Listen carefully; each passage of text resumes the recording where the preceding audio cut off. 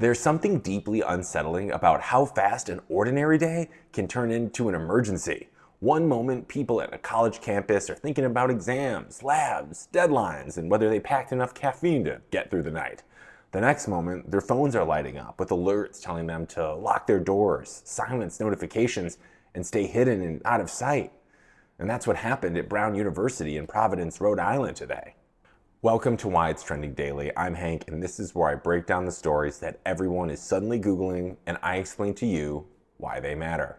Now, Brown became the center of national attention after reports of an active shooter near the Barris and Holly Engineering Building. It unfolded on Saturday during finals when students and staff were concentrated on campus.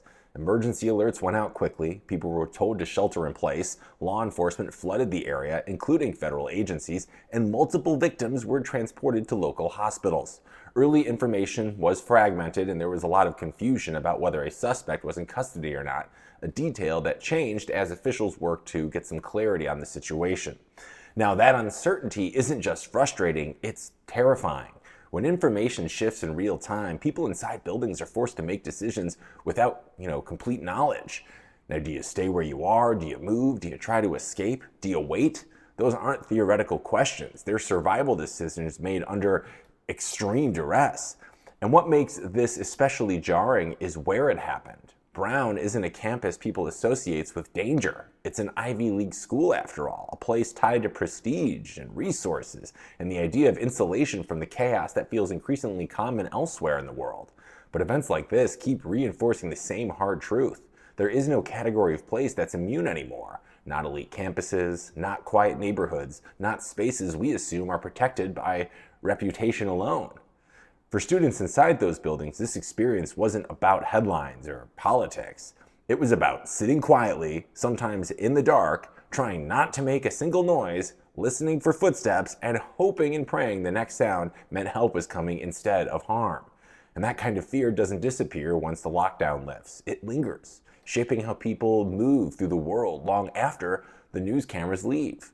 Now, what often gets lost in coverage like this is that the damage isn't only physical. Panic itself creates danger. People are injured while trying to flee. Medical emergencies happen under stress.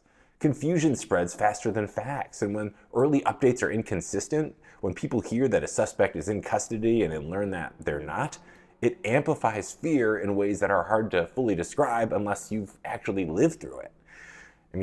At some point, we've also absorbed a vocabulary that never should have become normal. Shelter in place, lock the doors, run, hide, fight. We talk about these phrases as if they're weather advisories, but they're instructions for surviving human violence. And the fact that students and teachers and parents all understand them immediately says something deeply troubling about the environment that we've accepted.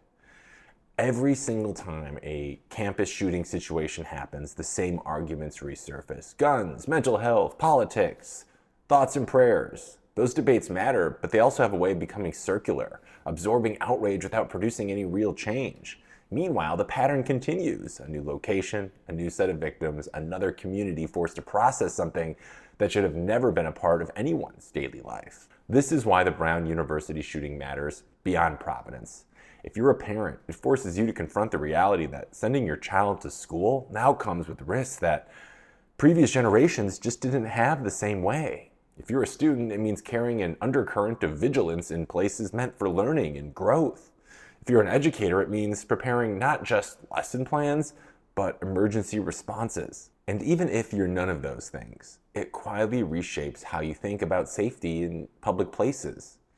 The most unsettling part isn't that these incidents are shocking anymore. It's that they're familiar. We recognize the steps, the alerts, the press conferences, the calls for prayers, the promises to investigate. Familiarity doesn't mean acceptance, but it does mean the bar for outrage keeps shifting. At Brown, the investigation is ongoing. Victims are being treated, and a campus is trying to recover from something that will stay with it long after this weekend. Students will remember where they were when the alert came through. Parents will remember waiting for texts. And the rest of the country, once again asks, how does this keep happening? Because this should not feel routine. what we're seeing here is not normal. It's just become recognizable.